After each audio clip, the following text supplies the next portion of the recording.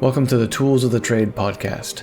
I'm Jeff Boccaccio, but today Sonal Darbar will be guest hosting this special episode with Tom Basso. Coming up on this episode. Chicken or egg, which came first? And by that, I'm asking, if you're a trader, is it the mindset or is it the strategy? It's the mindset, because let's say I create the most, unbelievable, perfectly 100% reliable strategy. If I can't, with my own mind, pull the trigger, then I don't care how good it is, it'll never happen. So it all comes down to mindset to me. Everything else flows from that. The journey of the human relationship with AI, creativity and handing off repeatable mechanical tasks, remembering that we are the captain of the ship. You know how, when you just said something interesting, that we are the captain of the ship. I think a lot of people are getting into this AI stuff and thinking they'll have the AI come up with some kind of strategy by over-optimizing history, and AI says, oh, this is the way you should trade it. Historically, you would have made a lot more money. And then the AI becomes the captain of the ship. That's not going to be a good result. It's really interesting because we went from the physiological, emotional impact of, say, the child who was shaking or the trader who's new and being overwhelmed by emotion, to the self-talk, which is unique. Well, I just had a flash when you said that about the analytical. Back then, when I was a child, I just realized I watched a lot of Star Trek, and I always thought Mr. Spock was cool. Maybe that was my Mr. Spock unemotionally analyzing what I was doing somehow. So when I work with traders, sometimes I feel a little bit like the child from The Sixth Sense. I see a whole raft of suffering, anything from the dark side of the moon, the self-hatred, the guilt, the fear, the frustration, through to the other side of the sheer frustration of not quite reaching our fullest potential. So when I get a chance to sit down with one of the greats who's been in the markets for decades and doesn't seem to be suffering at all, I have to grab that chance, no matter how uncomfortable these publicly recorded conversations might be for me. And I have to ask the question, what came first? The chicken or the egg? The strategy or the mindset? In this conversation with Tom Basso, we get to unpack how he became so serene. Tom discusses his past, his present, the mental frameworks that he used, and he discovers insights that he hadn't even thought of during our conversation. Now, I understand that there is a lot of demand for time and attention these days, but if you're at all curious about what it takes to get you to a place where you can execute your trading strategy and live a full life and show up as your best self, then I would encourage you to listen to how Tom has arrived at this beautiful place. My name is Sonal Darbar, and I'm from the R Factory, and I really hope you enjoy. I want to just thank you first and foremost for reaching out the way that you did. Must be said, Tom, that you have single-handedly redeemed social media in my eyes, because I have much of my adult life, I have avoided social media like the plague. I've only started using it recently to try and raise awareness around trader psych and mindset. And Right. so, a note from you, of all people, to invite me to interview with you is just like I've just hit the jackpot. Can't thank my luck enough. Let me tell you my motivation. There's so many, there's a number of trading coaches out there around the world, and I see them in social media, and I usually always try to, because I think the topic's so important, I think I try to be positive, help them, not necessarily get clients, but to talk about the topic and the problems of dealing with your own mental state in trading. And I've had to deal with that for like 50 years now. So, and it's not just trading, it's life, it's everything because trading is just one sub piece of my life. And I think a lot of traders view themselves as traders 24/7. And I view myself as sort of a human being, that one of the things I do is trading, but I can do a lot of other things. Last night we did a dress rehearsal for a concert that's coming up Saturday and Sunday. We're doing 2 concerts, and I'm a bass in the choir, and we're Wow. doing different, we were practicing our moves and our costume changes and all that stuff. And so it was a very long night. That's not trading. Doesn't have anything to do with trading. And so I try to encourage people, and I think social media has connected me with a lot of those folks. And you were new. I had not seen any posts from you, but it resonated. So I thought I'd chime in and put my 2 cents in, and then one thing led to another, and here we are talking. Oh yeah, I can't tell you how grateful I am. Number one, I'm going to get this out of the way. A little bit starstruck, somewhat in awe, but overwhelmingly. Don't be.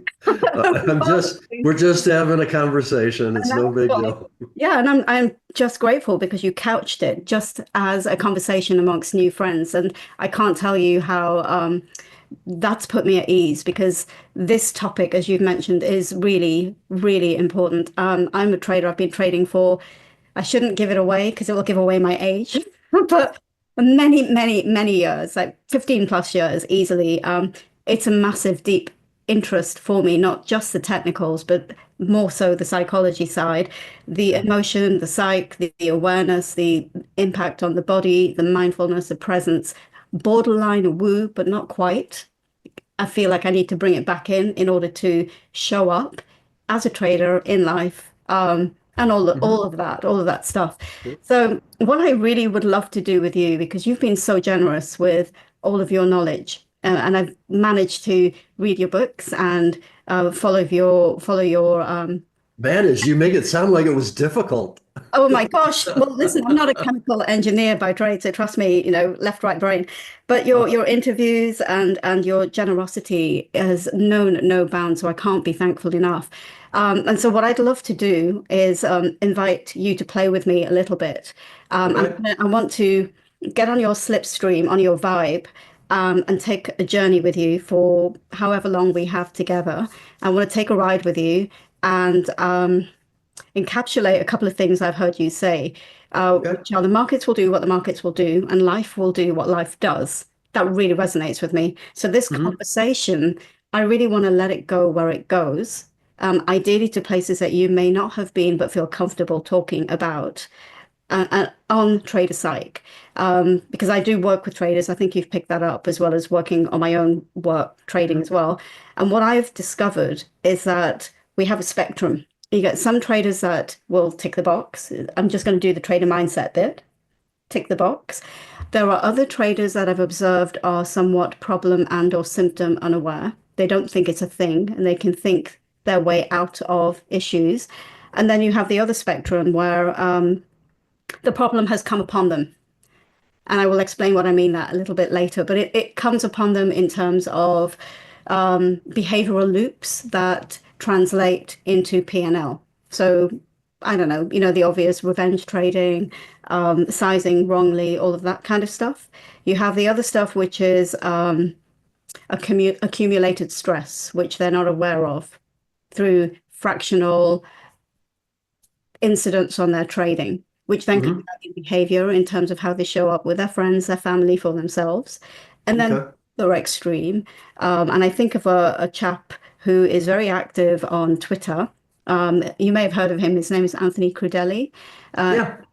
He's a chap who was a futures trader for the S&P, and he is so good at talking about his story, where he was phenomenal as a trader, went home to relax.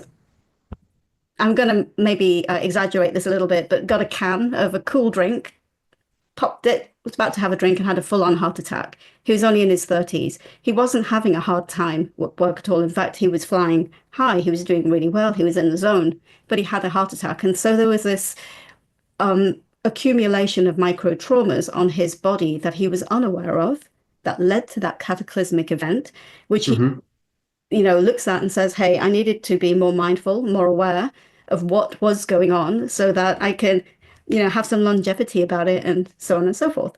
So that's the kind of thing I want to talk to you about, to say, hey, you have a cat with many lives. You've had many hats, many roles. You've gone from a full-time employee through to, I think you're investment club leader, to a fund manager, to a private trader who's a portfolio manager, position trader, swing trader, however we put it, the whole shebang. Yeah, you also forgot that I was a chemical engineer for 9 years. And the chemical engineer, well, of course, that was a precursor. And so with Yeah. all of those, you've clearly seen a lot, experienced a lot. I'm sure you've came in with beliefs that were tested and then pivoted. And I'm really want to kick this off with the first question for you, which is chicken or egg, which came first? And by that, I'm asking, if you're a trader, is it the mindset or is it the strategy? It's the mindset, because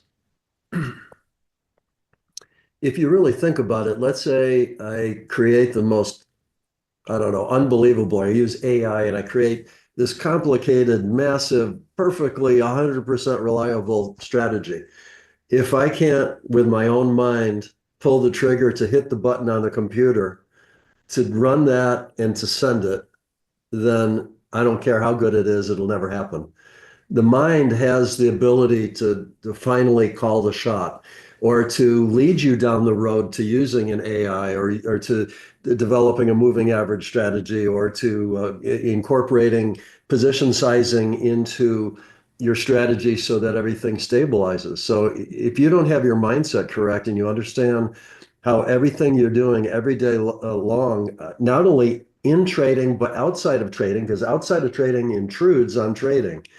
So the time you spend in trading is not, it's just a sub piece of the 24 hours that you live as a human being. And other things are going to come in. So if you don't have an ability to see that you were interrupted at that point and you screwed up that trade because you weren't paying attention, because you got distracted, and figure out a way to not be distracted in the future, or to do something to allow the distraction not to affect your trading somehow, automating it, doing various things, you're going to have those problems repeat. So it all comes down to mindset to me. Everything else flows from that.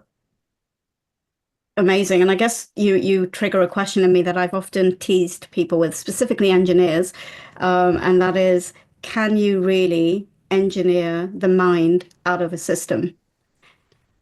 You engineer yourself out of your system. Well, I would put it this way. It might be just a slightly different twist on what you're saying, but I get back to, I've done a lot of AI work lately, because I've been doing some fooling around with trying to get, well, everything from, I did an oil painting for my wife's Christmas present, to I've been doing a little minor programming in using Grok over in the X.com environment to help me understand if I'm getting an error from something. You can copy a small set of code, put it over in Grok, ask, why am I so stupid? And Grok will say, well, here's why. And You you need really to want to change know? this and this. And, I learned Fortran programming back in about 1970. So I've been programming all my life, but with various languages, but, I'm not, I wouldn't call it an A plus 5-star programmer. So I get help from Grok or others. But if you're looking at all of those things, the human being, so me in that case, is the one that's asking AI for, here's where we want to go with this project, and here's where I'm getting some error messages, and what do you suggest for me to correct and not get the errors and to head the project in this direction? That's the human being's ability to be creative and to be artistic, or to just invent a new trading strategy. You observe something on the charts, you notice that when news happens, you have a tendency to have a drawdown. So why is that? And what can you do about it? So that's the creative human brain doing that. As soon as you move that over to, say, automation, and I can get pretty fairly automated. The TrendStat was $1 million roughly. It cost me to build that to run TrendStat Capital Management. The TrendStat information system in its entirety was about $1 million of salaries, equipment, expenditures for various data and satellite downlinks and uplinks and everything else that we had back in the day. And I got paid well for it. So, it was a good business decision. But it's not a cheap process to build something that extensive. And of course, in today's world, I think you could do it less expensively because of AI and other things that could help you. But it's the human being. It's me having that vision of where are we going to head with this thing and how far can we take it? And then enlisting the help of others and whatever tools I can find to get it down to automation. Now, once it's in automation, you could argue that that's sort of an encapsulation of the way I envisioned artistically and creatively as a human being. What I'm doing is separating out the creative activity from the repetitive routine activity, and I'm delegating all of the routine to a computer or to some kind of a machine or whatever. So I separate human endeavor into those two areas. And I think as long as human beings continue to push the envelope on what they think they can be creatively Mm. and be mindful of what's going on with themselves and take the repetitive part of the day, and trading certainly contains a lot of repetitive things that can be done by a machine probably better than a human being because I make mistakes. I yesterday had some problems getting data, and I'll admit to the world, I had to do everything by hand. It took me about an hour and a half, 2 hours instead of maybe a half an hour. So it was a lot longer slog through the strategies, and I had to do it all by hand. And in any one day, I've probably got about 150 orders sitting out there across all sorts of strategies, multiple accounts, et cetera. And so after a couple hours, I'm getting punchy as a human being, and I do know this stuff. I invented all these strategies. Yeah. I found 2 errors this morning when I checked my overnights, and I corrected them right away, and no big deal. Mm. Not too awfully harmful, but in fact, in one case, it was actually a benefit because the market went my way, and I had twice the position I was supposed to have. But the point I make there is that the human being, even me, after doing it 50 years, is going to make mistakes. But I bet you anything, if I could have gotten that data yesterday and ran my computers, there would be zero mistakes. Okay. And so that's where I found over time at Trendstat, as we kept getting more and more business, working with more and more trading desks, more and more clients. We had a couple hundred clients worldwide and managing 600 million. It was very, 875 futures markets we were trading and 30 currency pairs. We're doing all of this with 40 computers and 10 people. And when we got to the point where we hit our apex and we're really getting it all done, we were making just about zero errors. The data was coming in. We were checking the data, making sure it's flawless as possible. And then we were running our stuff and sending our orders electronically. And it was really hard for any mistakes to happen. And so when you're in the money management business, and there was one day that we ended up with our software missing an overnight checkout problem with a FX trading desk, and I had to write a $108,000 check personally. Wow. To solve the problem of where we should have caught it. Now, the firm that did the mistake actually ate the error up to that point. So they ate even a bigger amount. I ate the 108,000 because we should have caught it. And we didn't. And we talked to them that morning, and we did not mention the error because we did not catch it. So we made sure the programs were changed, and we never had that problem again. And that's kind of the part of the business. There's that liability as a money manager, but you don't want to be eating $100,000 errors. Yeah. I mean, it's beautiful. You've just taken me talk about a journey. You've taken me on a journey of the human relationship with AI, creativity, and handing off repeatable mechanical tasks, remembering that we are the captain of the ship, right? Yeah. To understanding what cognitive load and the ability to 100 and how many systems did you have running? Well, yeah, you just said something interesting, that we are the captain of the ship. I think a lot of people are getting into this AI stuff and thinking, I can see this happening. This is the way people are, that I don't know, they'll have the AI come up with some kind of strategy by over optimizing history, and AI says, oh, this is the way you should trade it. Historically, you would have made a lot more money.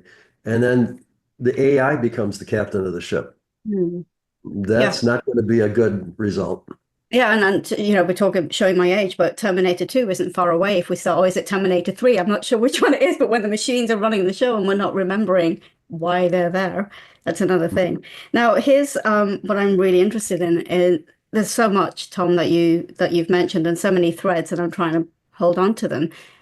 But if I think about awareness and mindfulness in trading, it's that elusive substance that we're always told about. We're told you should be aware, you should be mindful, you should understand your mindset as you design a system before you hand off to AI. So my question to you is, what is awareness and how does one cultivate it outside of trading, and then bringing it into the trading room? Do you have any thoughts around that? Yeah, I do. And I had to go through that journey. I was not born with that. I guess it started with a shock, and this is a story I've told before, so I apologize for repeating, but it's pertinent to your question. When I was in high school, I was a typical young nerd, read a lot of books, was great in chemistry and science and math and engineering and all that. And there was one day in particular that just shocked the heck out of me. And it was a small village that I lived in, 10,000 kids, 10,000 people, I mean. And all the children that were in the class with me, this was senior year of high school. So that would have been about 18, 17 years old, right in there. And everybody in the class, maybe except for a couple people out of, say, 20, 25 kids in the class, I had grown up with. I've known these people forever. Mm-hmm. A lot of them I hang out with. And I had to get up and do a book report.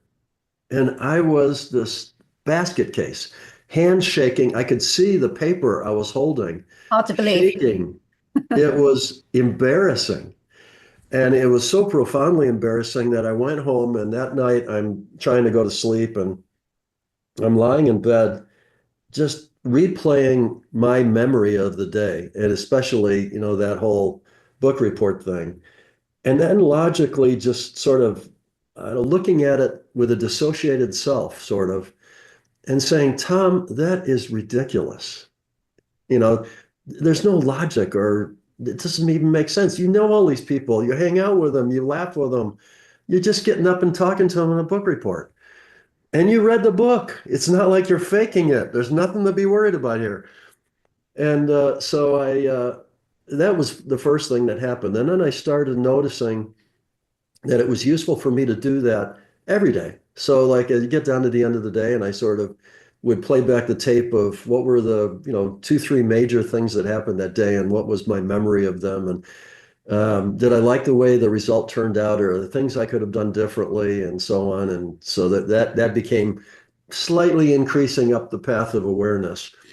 And then I guess the next major step in the whole process was me playing basketball in college, because we had the good fortune to have a really good team, and I was playing forward, or I was a center on defense, but I played one of the back right side, so I could see the whole court. So I became the guy that yelled out our defenses.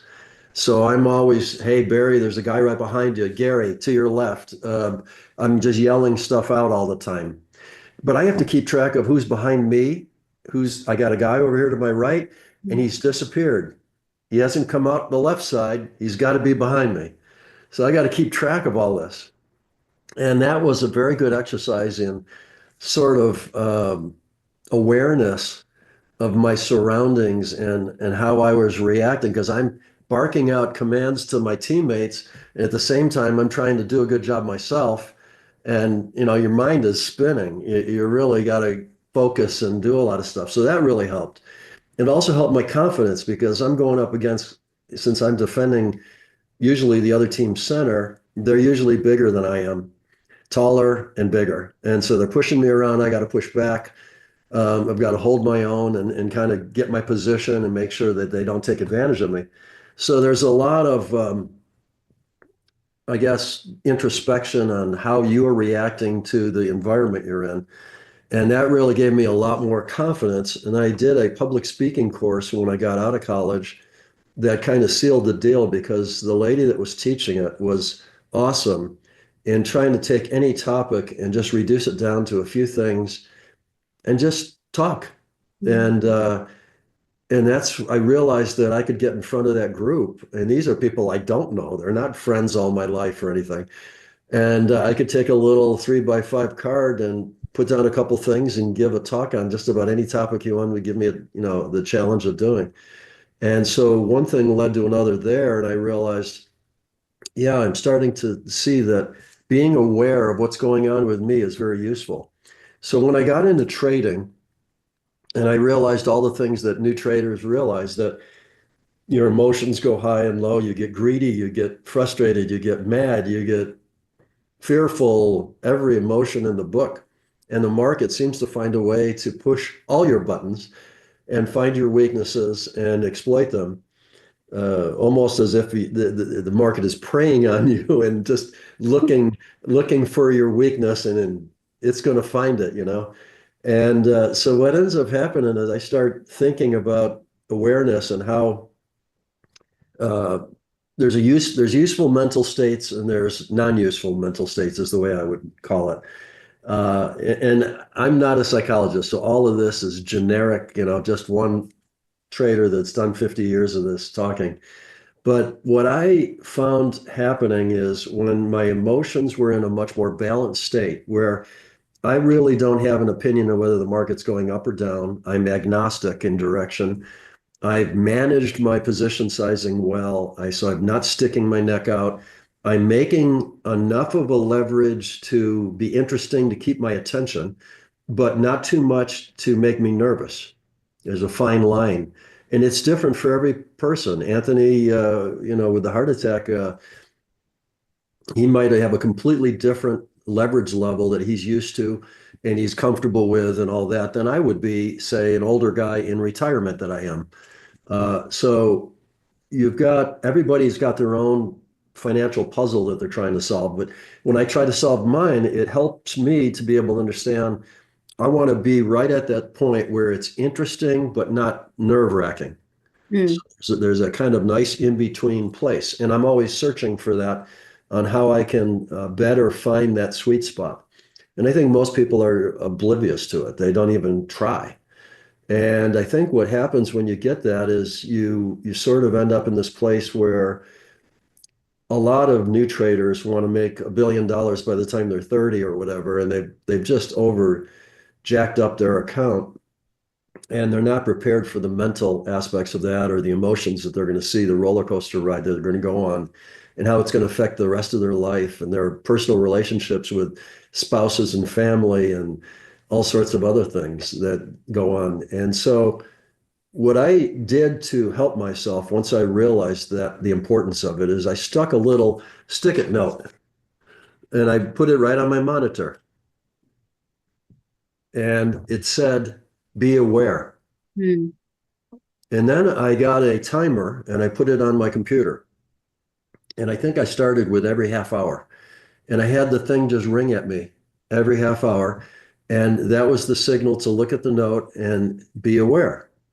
So then what I did was I'd ask myself, was I aware of what my mental state was at the moment the alarm went off? So I do a quick little playback of the previous 5-10 minutes and see, was I staying aware while I was doing whatever I was doing? I could be answering emails, I could have been on the phone, I could have been anything. But was I aware while I was doing it? And so what happened then, every half hour I'm doing that, darn, I wasn't aware.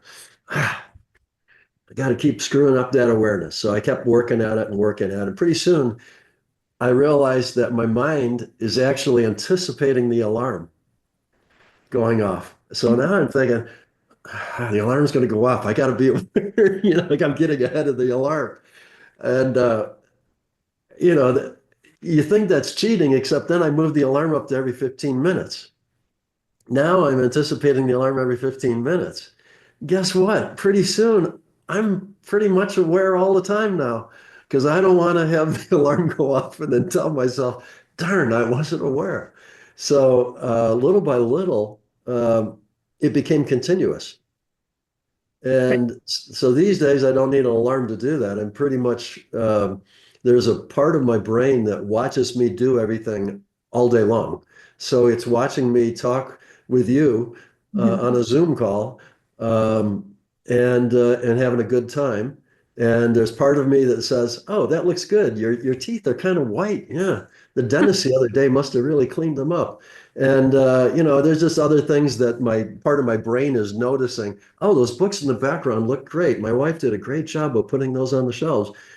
I'm thinking of that while I'm talking to you because there's this observer self sort of just watching everything I do.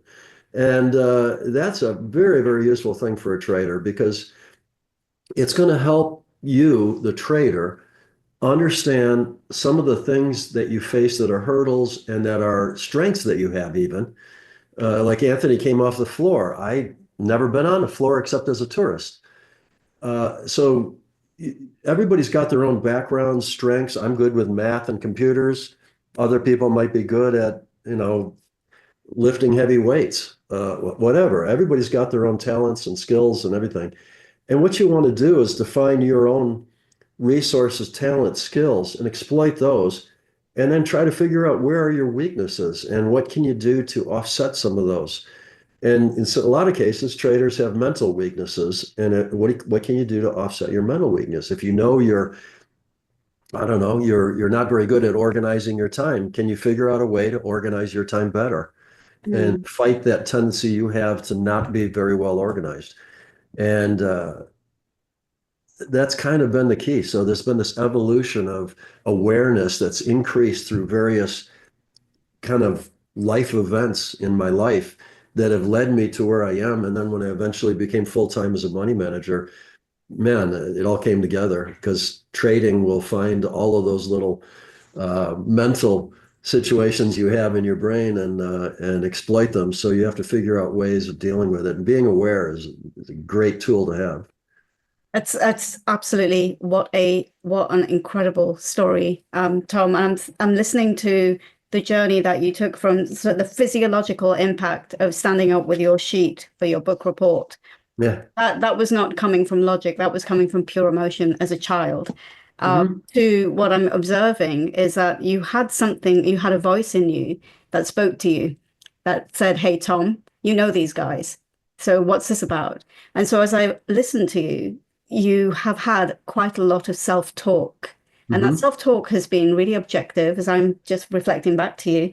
It's been quite non-judgmental.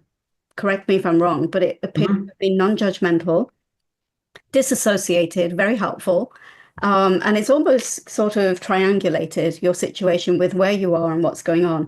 And I've really enjoyed listening to how the awareness has expanded over time from the situational awareness of who's around me, who's a threat, who's on my team, what's my role in all of this, to going into trading and the impact of your trading on the various human flaws that we have of the fear and the greed and all of that comes with this game.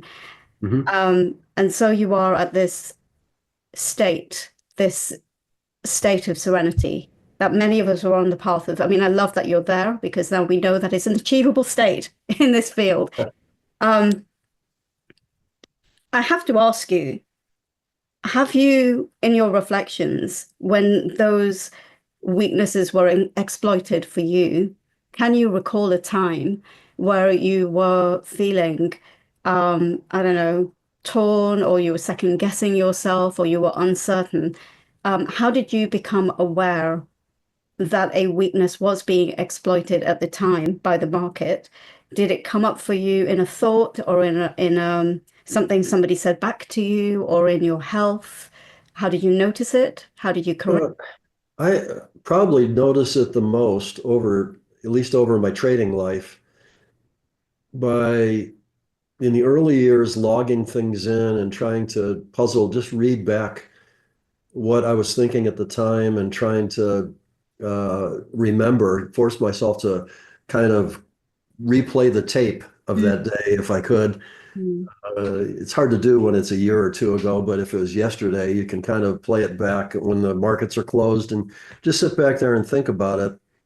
That's one aspect of it. The other would be just my technical background in being able to program a computer. And then I I look at what happened, and then I examine the data and actually do some maybe some just some mathematical studies or a quick computer study and test a long period of time, and then I look at it and say, well, wait, this long period of time, this would be what makes sense over lots and lots, like 1,000 cases. What made me think that this one case, which didn't fit the 1,000 cases, was going to be different? And why would I ever want to do that again? And so sort of logically, I just convinced myself, that was stupid. Why would I do that? Why don't I just take these 1,000 cases and say, this is the way I should trade, and then just do it?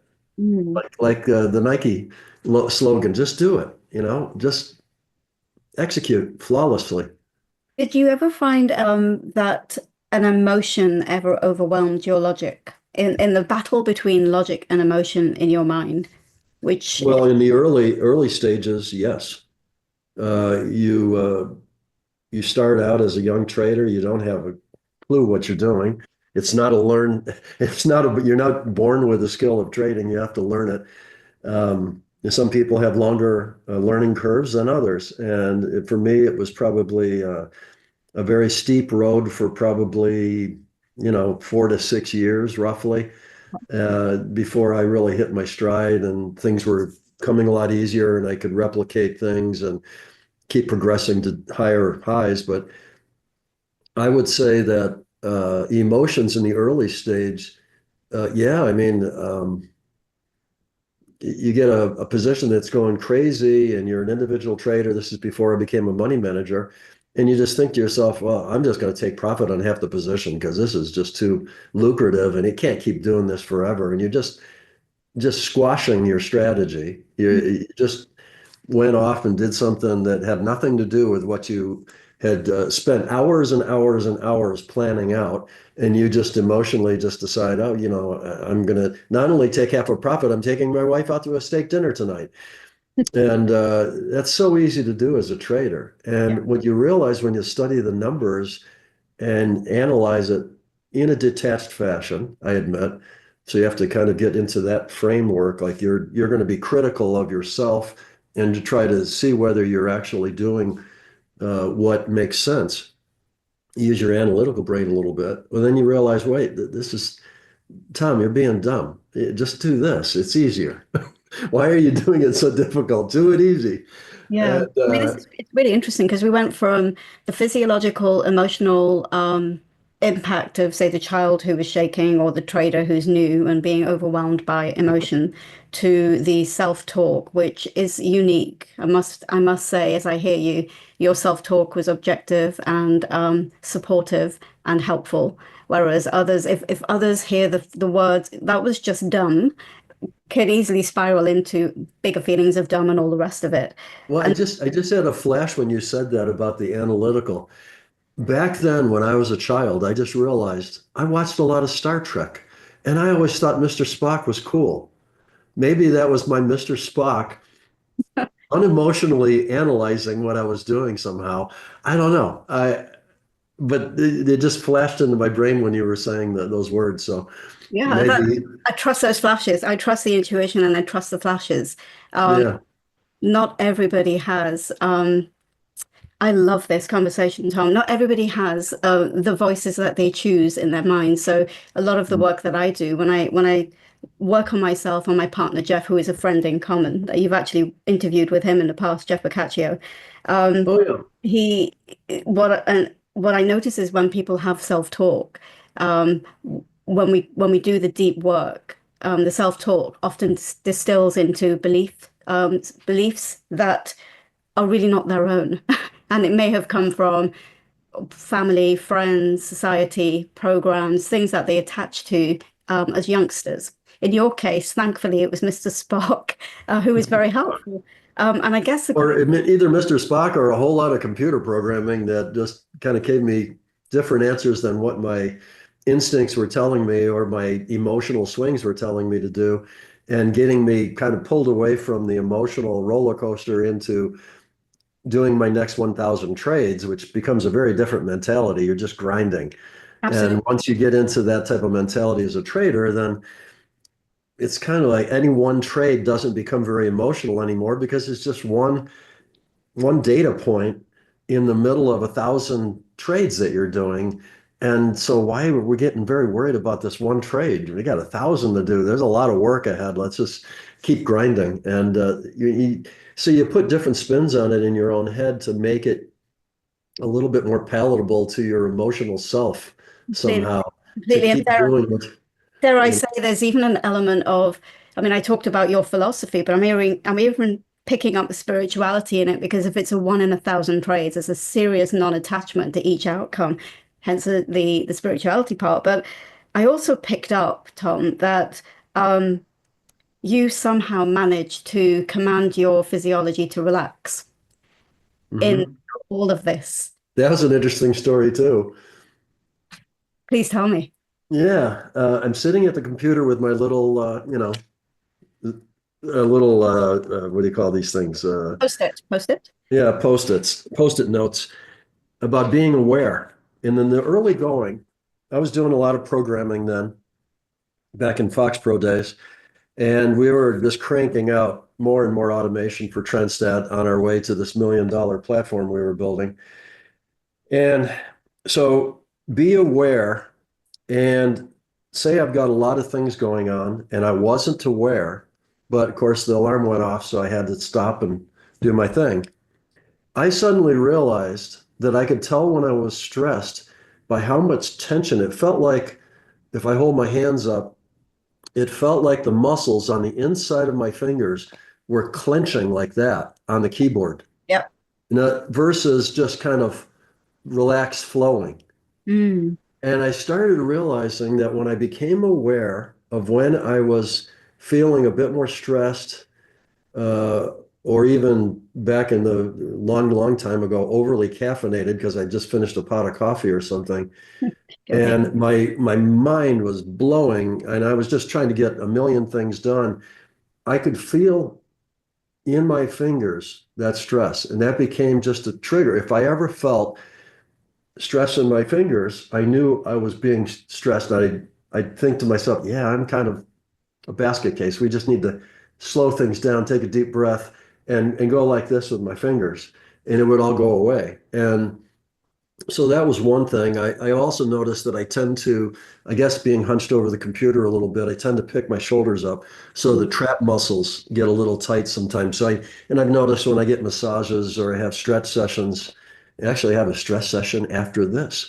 Oh dear. I hope I don't trigger anything. No, I don't think you will. But you end up noticing certain things in your body, certain things that get sore, get tight, get clenching or whatever. And by letting that go, being aware of it first, because you can't do anything about it if you're not aware of it. That's the key. Mm-hmm. So start with awareness. Once you are aware, choose as a human being to do something different, to make it go away, to relax it, to go a different direction with your emotional state. I truly believe people are able, and I've tested this just on traders myself in some amusing sessions that we've done with people where I'm kind of a guest speaker and we're taking traders and I put them in front of a mirror and I'll say something like, look at yourself in the mirror and I want you to give me a face that looks like you are as mad at me as you could possibly be. And they scrunch up their face and they really mad. And I'm like, and I say, now tell me what that feels like in your face. Tell me what muscles are doing what. And they'll describe it perfectly. They'll say, okay, well, I furrowed my brow. I can see that in the mirror. And I've gritted my teeth and my mouth is going down and I'm doing this. And okay, now step over here away from the mirror and do the same thing. And they can perfectly simulate it. How do you do that? You made the face and worked at it in front of the mirror, but now you know what it feels like and you can do it, away from the mirror. So what that's doing is you just told your brain a little bit about what does your face look like without even looking at your face. You can make it look angry. Now go back and do one where you are so peaceful and happy that you can't believe it. And they go into this peaceful look. And I said, so do you realize you just went from being angry to being happy and peaceful, all within less than 60 seconds? And it starts dawning on them, and that you can actually, if you're aware of it, you can actually do some things to put yourself in a state of sort of peacefulness. And so over time, I think it's much more fun to go through life relaxed. I don't see any point in being stressed out anymore. So that's why when you asked me to do the interview, I just view this as another conversation with a new friend. I am no longer, if you ask me to get up in front of 500 people and talk about trading, I'd say, sure. When do you want me to do that? It's no big deal to me anymore. I'm just relaxed. And I try to spend most of my life in that state. I just find it's more healthy. It certainly makes me happier. Life's little twists and turns don't really bend me out of shape that much. I just sort of laugh at it. It's just part of life, and you react to it and you do what you got to do. But let's not get distraught over it. And I think that's just a healthier attitude to take towards life, but also trading. Absolutely, I completely agree. And I'm picking up the way that you've embedded this, Tom, if I may reflect back, is the sheer repetition, because I'm hearing the insights that you have. The awareness was the physical post-it note, the physical thing looking at you, the awareness, followed by some quality questions, followed by a relaxation in your body, and the awareness and the observation of it's almost like I often talk about the mind-body disconnect. And actually, you've had both. You sort of disconnected to be disassociated, but connected within yourself to be able to be aware of what your hands were telling you. So then you relaxed. And then that relaxation state, you practiced again and again and again, to the point that it's just who you are, which is a beautiful pathway to serenity. And let me give you an example. You could go to the movie theater. I've given this example a lot. I mean, most people would think, okay, I'm going to a movie, and I could just remind myself over and over again that no matter what happens on this movie, I'm dissociated from it. I'm just watching a movie. I'm killing time for 2 hours, and then I'm going to go out to dinner with my wife or whatever. I don't really care about the movie. She wanted to go see it, whatever. You could take that attitude if you want. Or you could, let's say you're going to a science fiction or some kind of a horror movie, that's likely to scare you. You could go in and really get into the movie and choose to be entertained and be fully engaged with what's going on in the movie. Even though logically you step back in a dissociated self, you'd know it's just a movie. But it scares you so much that you have nightmares that night. All right. That's the two parts of sort of, to me, being associated or being dissociated. So a lot of when I'm trading or when I'm doing, let's call it business stuff, whether it be working with AI or doing some programming or working with a spreadsheet or answering emails from traders or whatever, interviewing, a lot of that I'm dissociated. I'm sort of watching myself do whatever it is I'm doing. So I'm kind of like watching myself being interviewed right now. Mm. All right. But I could choose to be more associated with things if I wanted to be for enjoyment. Like I could be maybe like if I'm going to cook dinner, I'm really enjoying the process and I'm really just getting, just happy, and I can't wait to do this and that, and this is going to be good. And I think the people that are coming tonight for dinner are going to really love this one. And I'm not dissociated so much. I'm enjoying it, and so I'm more emotional. There's certain movies, hell, I'll cry. I mean, they're just so beautiful. And the ending is so perfect. And it just brings tears to my eyes because I'm so emotional about what I've just witnessed. And, but at the same time, I can choose to, when I walk into this office and start doing the things I do, I can just say, okay, it's business time, and let's watch Tom trade. Let's watch Tom program. Let's watch Tom be interviewed. And I can watch that movie of Tom's life. I'm in every scene of the movie, by the way. Mm. And you only appeared in one small scene that were in my life so far. But if you think of life as a movie, you sort of you start realizing that this next trade that you're doing, that you're all emotional about, is not worth being emotional about. It's a small slice of your life, and get over it.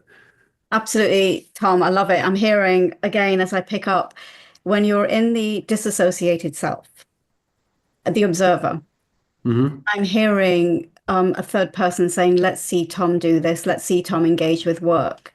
When you're consciously, intentionally associating, your self-talk turned very much into the I'm loving this. I really enjoy this food. I'm really enjoying this movie. It's making me feel moved. And so I was about to ask you, for traders, investors that are not familiar with how to zoom in and zoom out, how you have just done, what tips would you give them to be able to start to practice that 3-dimensional, 5-dimensional experience of being fully engaged to the, arm's length? It starts with awareness. You got to be aware of what's going on in your own mind before you can do anything about it. Otherwise, you're just oblivious, and life takes you along the ups and downs, and you're just going to be doing that for the rest of your life. So awareness is the start. So anything you can do to increase awareness, whether it be Post-it notes or whether it be exercises that you would do with mental coaches like yourself, anything that helps you increase your own awareness of what is going on, and getting closer and closer to doing that continually, not just at the end of the day, or the end of the day is better than nothing, but you're trying to get to real time if you can. As you get closer to real time, once you know that things are kind of begging for you to do something differently, but you're aware of that, then you can do something differently. If you weren't aware of it, you'll never do anything differently. You just keep beating your head against the wall. So I find, I liken it to the I'm going to go on a diet crowd every January. Everybody's going to go on a diet. And certainly there's been times in my life I've done that too. And you get sort of going along, and then there's that delicious chocolate cake that's on the buffet at a friend's house or something for dessert.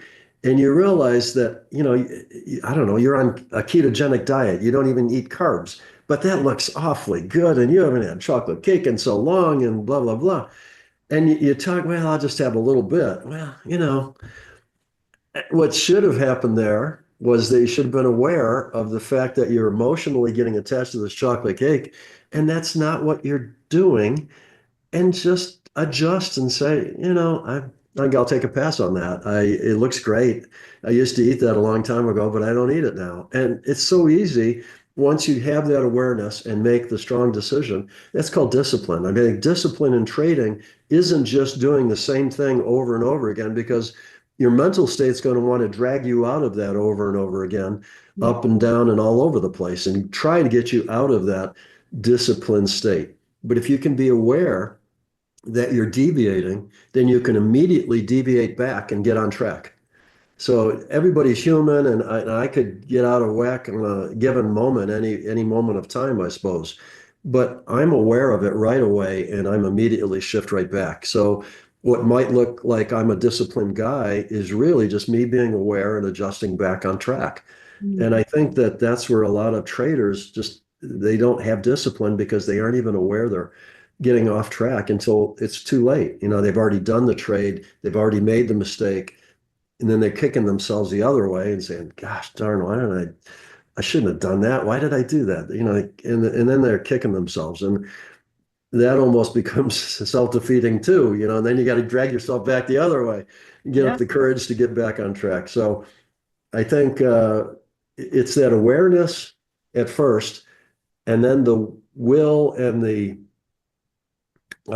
disassociated self sort of telling you, get back on track. It's as simple as that. And it's not that hard. Just do it. It's really interesting. I mean, I as I hear you, I'm thinking about the people that I've spoken to and the work that I've done on myself as well. And we go in with intention, we go in with objectives and goals, we go in with discipline, and we might find ourselves hijacked unconsciously, subconsciously, for whatever reason, only to wake up again and look at whatever we've created or how we've behaved outside of the trading room. And with the people that I've spoken with, I've often found that they have been unaware of the programs that have been running them, which have been beliefs that have not been theirs. And so the awareness statements that you make about them sort of waking up and realizing that this is not what I wanted, doing something about it. That's often, for cutting to the chase, it's often a therapeutic exercise that they would have to go through to release, to let go. Phrases we use, just let go. A lot of people don't know how. How do I let go? How do I dissociate? And it can be somewhat annoying for somebody who's incredibly highly strung to say, well, just, let go, drop it, to accept that it can be that easy. But you're demonstrating that. I wanted to just run something by my granddaughters know what let it go means. Okay. And how do they And they can sing it. Oh, no. I'm with you. Over and over again. Oh, I'm so with you on that. Let me ask you a slightly different one. So I often spend a lot of time on the dark side of the moon and all the pain and all the rest of it. But I've also come across people who are doing really, really exceptionally well at trading, exceptionally well. And there's one chap I have in mind right now who has a track record that is enviable, amazing. He feels nothing when he does really well, but he feels everything when he doesn't do so well.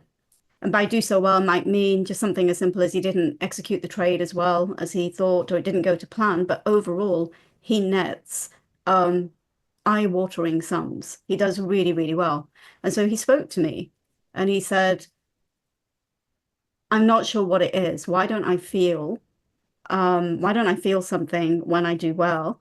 And is it because I'm comfortable in the status quo and I'm not stretching myself? Is it something else? He notices his peers celebrate, but he's now disassociated from the feeling of reward. And he's in his own words, in the prime of his life. Surely he should be doing more, reaching for more, but he's not. So I wondered if I could just bounce that off you, like a triage. What do you think? What do you I don't know if he steps away from trading then, and he's done a good job with trading. I look at my own life. I'm sitting here after 50 years, still challenging myself by, fooling around with some studies. And every now and again, I'll do a little research and I'll publish it for other traders. I run a little stupid website that answers and helps people trade a little bit. If I have interviews, I'll put them on the website so people can watch them. Hopefully it inspires them to do something. I'll try to do that with this interview with your permission. But I find people, even myself, when I get into, if you just analyze just my trading, and you might say that I've been successful enough over the years, been still doing it 50 years later and survived, I think that is not going to ever be, I don't think, something that I'm going to get real excited about anymore. So I might say that this guy has arrived. I don't know if it's a guy. You said, I think you said he. Okay. I didn't want to presuppose, could be a lady too. But I've often said this, if you just took $1 million, say, Tom, really happy to do this interview. I'm going to pay you $1 million for the interview. That would go get cashed and put it in my trading account, and it would not change a single thing that I do every day, except that my orders would be that little bit increased on position size to deal with the new money that just came in. Everything else would stay the same in my life. I would still sing in two choral groups. I would still drive the same 6-year-old Kia Sorento, which I love. I'd still play golf every now and again. I'd still work out. I'm doing Pilates yesterday, and I got one other session coming up next week. Nothing changes. And so you could say, well, geez, somebody gave me $1 million. I'd go out and do this and that. And no, if you've really worked and built everything the way you want it to be, and you're in that zone, you just want to stay in the zone and keep going. You don't really, there's no motivation. So where I would say, and because this trading to me is one of those, the actual execution of trading is again getting back to that repetitive human endeavor as opposed to the creative human endeavor. So for me to make me excited and to get me fired up in the morning and getting out of bed and wanting to come in here, and I want to do something that challenges my brain and is creative. So I'm trying to look at new ways of measuring return to risk and doing some research on that. And if you look at my website, there's a little research paper I did on the enjoy the ride comfort ratio. Oh, wow. And that is a way of measuring return to risk that truly matches up with what most money managers would view is truly return to risk. I think a lot of the academics that have come up, the Sharpe ratios, the Sortinos, all those, they do measure something, but I'm not sure it's very useful. And so what I try to do is come up with something interesting. So I'm doing some programming and working on that and seeing if I can come up with a way of making a tool that people can use to do it. Because I think it'll strike a little bit more at the heart of return to risk, which I think is very important as a trader. So that's challenging my brain. It's out there. I'll make zero money on it. I really don't care. It's just, to me, it's an intellectual exercise to help my own trading, to give me a measurement that I can, measure what I'm doing, but also for others to use too, which is nice to help others. And maybe this gentleman is just getting to the point where he's kind of figured out how to be in the zone and be successful. And just like me, perhaps you dump $1 million in his lap, he'd probably just do the same thing he was already doing. Yeah, He just wants to stay in the zone and keep doing it. And maybe he's got other things that he would rather do to intellectually stimulate him, maybe outside of trading, maybe take up tennis or, I don't know, do something completely crazy, go race cars, something. Thank you, Tom. I think that's really helpful because I was listening to him, and it was the two things of I'm in the prime of my life. Really, I ought to be doing more. And why am I not feeling successful, even though everything goes to, his life is great. What he's not doing is enjoying his ride, is what I'm picking up. If I think about where you're at, and he's in that place, and maybe there's an awareness and appreciation. Don't know. I will reflect on it for him. Yeah. Well, I mean, I literally every day take a walk around in my gardens, and I'm observing that this plant's looking a little peaked, maybe needs more water, or going to fertilize a little bit. That one needs a little pruning, so I'm going to Saturday afternoon maybe get out there and do a little snipping here and there. So I'll just kind of mentally go around my garden, and my wife the other day did something interesting. She was doing a Facebook post and wanted to show people how beautiful the desert is, because people that think of Phoenix, Arizona in the middle of the desert, they picture sand dunes and bleak and cactus, and it's brown everywhere and all that. And my yard is anything but that. There's flowers everywhere, and they're all kind of native, low water usage desert type of plants, but people don't realize how beautiful the desert can be if you manage it correctly. So she took all these pictures, and I suddenly realized I think she had about, it was either 9 or 11 pictures that she was going to do this Facebook post on, just to show people. Everyone was a plant with flowers blooming, and this is all at the same time, and it's in one yard. And she didn't even get them all. There was other plants she didn't take pictures of. And as I was going through and looking at her post, she said, "You got to look at this, Tom." So I'm looking at it. I said, "Oh, that's the lantana in the back right corner. Oh, that is the bush that's over here in the front right. That one's just to the left of the driveway." And I've got multiple species or multiple examples of these same plants, and I'm recognizing the plant itself by the photo in exactly where it is. I know exactly where it is. They're like my children. Wow. I can, and so what ends up happening is to me, I get excited about that. I get excited about cooking. I get excited about dancing with my wife. We used to take dance lessons, and we actually taught, and we're talking about starting another course in Arizona, 2-step dance lessons.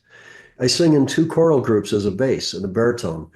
We're doing 2 concerts this weekend. I'm doing a huge requiem for the church choir group as we come up on Easter. I'm playing golf, I'm working out, I'm getting stretched, I'm getting massages, I'm doing interviews. My life is extremely full. Did anything that I mentioned there mention trading?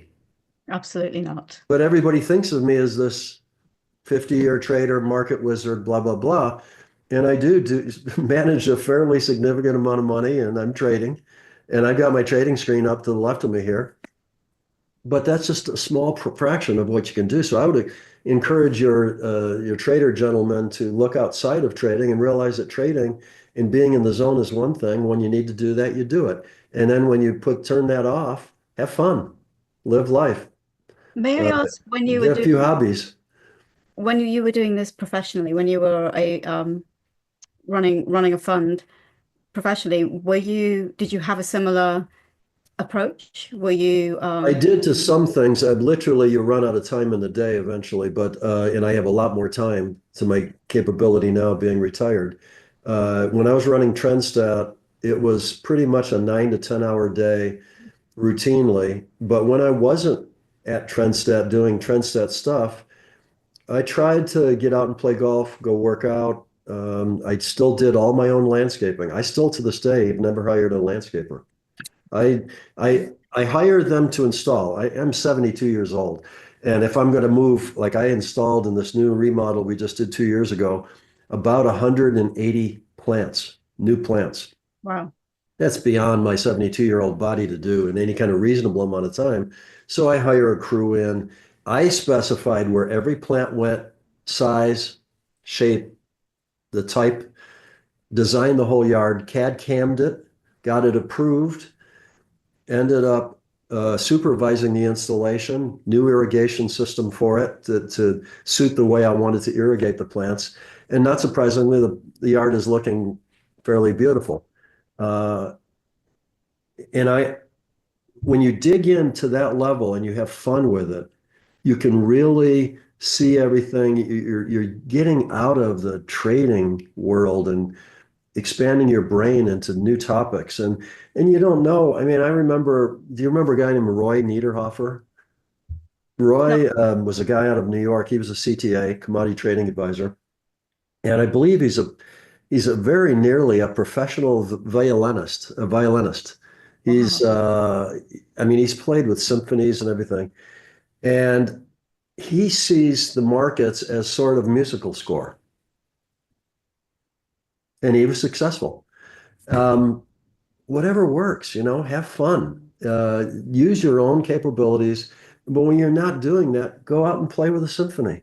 Go out and play golf someplace. I mean, when I'm playing golf, I'm not thinking of the markets whatsoever because it's an all-consuming thing. When I'm doing Pilates and the Pilates instructor is saying, move the bench this way and then pull it back here and go to tabletop on your legs, and my brain's trying to keep up with her.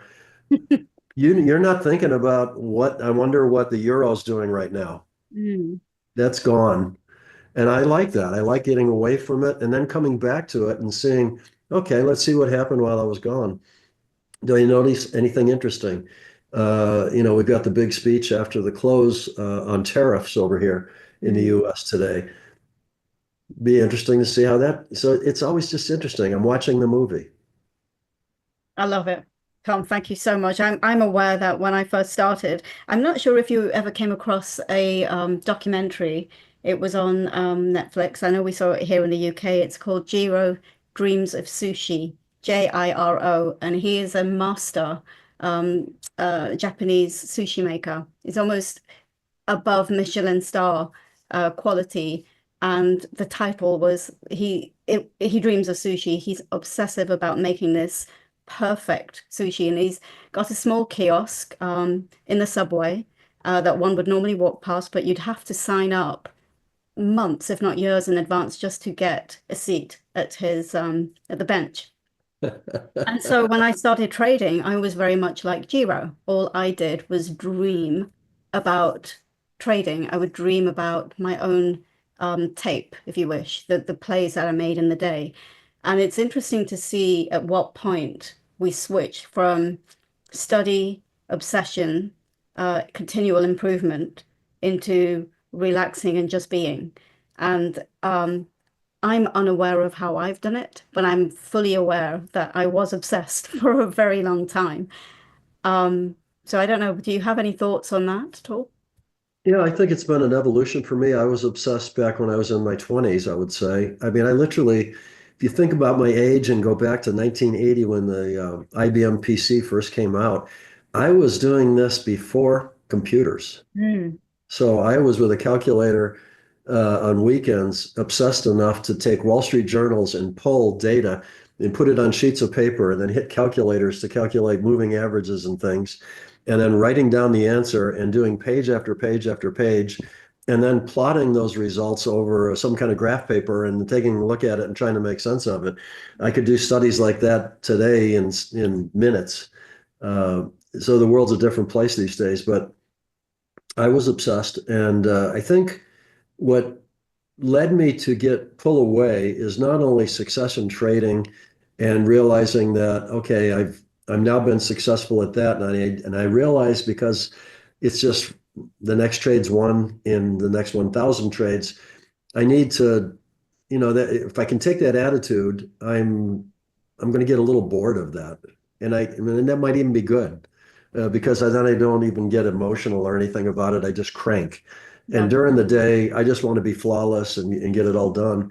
And then I want to go on, let's do something fun. So what would that be? You go to a movie, I don't know, cook a fabulous meal or have an interesting new bottle of wine that you're going to try. Or I don't know. There's just so many things in life out there that you can do that, go play with the landscaping.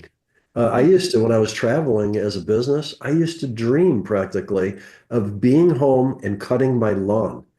Now, most guys would look at me and say, "You're insane. I hate cutting the lawn. I hire people to do that." To me, that I associated cutting my lawn and seeing the final result and how beautiful it looked with being home. And I was on a plane so much when I was doing Trendstat. I had clients all over the world. I mean, there'd be sometimes I'd be gone for a couple of weeks. And I'd get back home and man, I couldn't wait to cut the lawn. And it was just strange. And I even found it amusing that I thought it was so good myself. I thought, boy, Tom, you're getting really strange. You like cutting lawn. I don't know. That's a little bizarre, but that's kind of the reality. You're getting away from whatever you're doing and just letting your mind wander, letting being, I don't know, entranced with other things in the human existence besides just sitting in front of a computer all day and moving the mouse and clicking the button and buying and selling and buying and selling. And, that it gets a little repetitive after I don't know how many trades I've done in my lifetime, but I got to believe it's tens and tens of thousands of trades. It's about as easy as breathing. So that's not going to get me too awfully excited anymore. Yeah.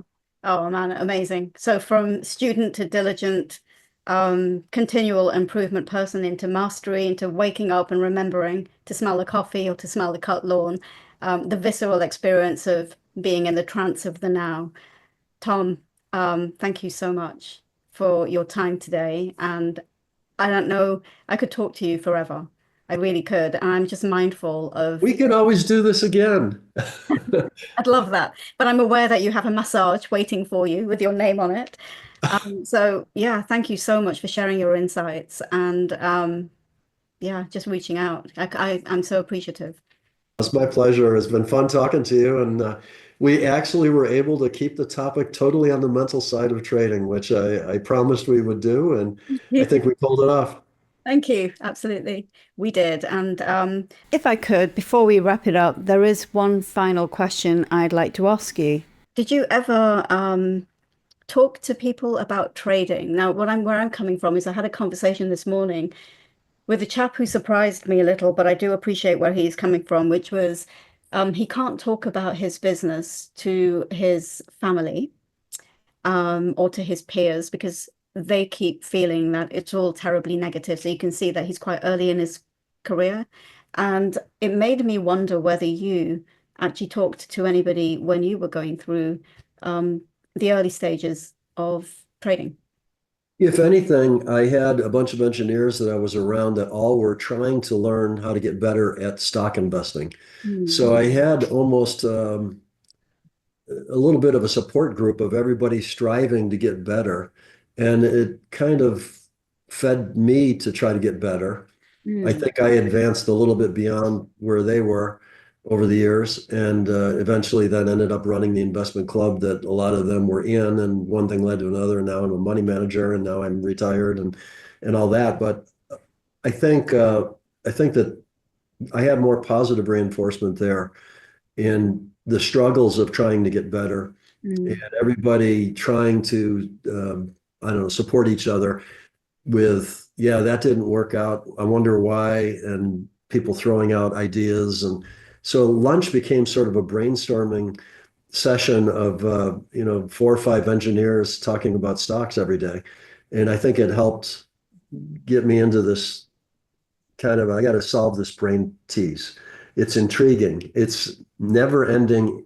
You can never be perfect at trading. You can only aspire to get better and get better and sort of asymptotically approach being perfect. You can't ever get there. And so it's a never-ending brain tease that kind of like golf. You'll never shoot the perfect round of golf. I like endeavors like that where I can try to get better, but I never can get there. It gives me something to shoot for. And Makes so a I lot think of sense. Makes a lot of sense, and it's sounding very much like such a healthy attitude and approach as well, in that if the trade didn't work out, it wasn't a measure or a reflection of you or any of your group at the time. It was a brain tease, and so it became a conundrum, an object on the outside, which is very different for individuals who are relying on the outcome of their trades, or for fund managers who are worried about performance, and in the climate that we're in, people withdrawing funds. So there is an attachment of results to how one is perceived. Hey, I live that as a money manager, and that is one thing I don't miss about the business. If I'm on a 6% drawdown, or pick a number, if I'm okay with it, that's all I got to worry about, because I'm my own client. I don't get phone calls. I don't get people. I don't have to worry about government auditors coming in and going through my books and trying to decide whether I'm money laundering or whatever. Life is a lot easier when I'm dealing with just me, because I can control my own emotions. I'm disciplined. I know, how to deal with the dissociation and all that. I don't even tell you typically, I probably haven't talked about what our portfolio is doing with my wife in 6 or 8 weeks. I don't, but the subject never comes up, and she's our real estate expert. And I never ask her any questions about our real estate. That's awesome. She runs that. I run this. We just kind of meet up for lunch and dinner and stretch sessions. And I give her a tour of the yard and all the landscaping every now and again. And we go out and golf together, and we go on vacations together, and we have a great time. But this is just what I got to do in here and get done. And it pays for a lot of things. And she knows that, and that's all she cares. She doesn't, and I don't, when I leave here, I'd rather be talking about something else. Anyway, so the subject never even comes up anymore. That's good. That's such a beautiful place to be. Again, like I promise, I know I kind of did a bit of an encore with you. I promise we were going to wrap it up. Okay. But like I said, I'm so curious. This is a deep area of interest for me. I could keep talking and asking you questions, but I am going to respect your time and your appointment with your masseur. So thank you, Tom. All right, Sonal. Good to talk to you.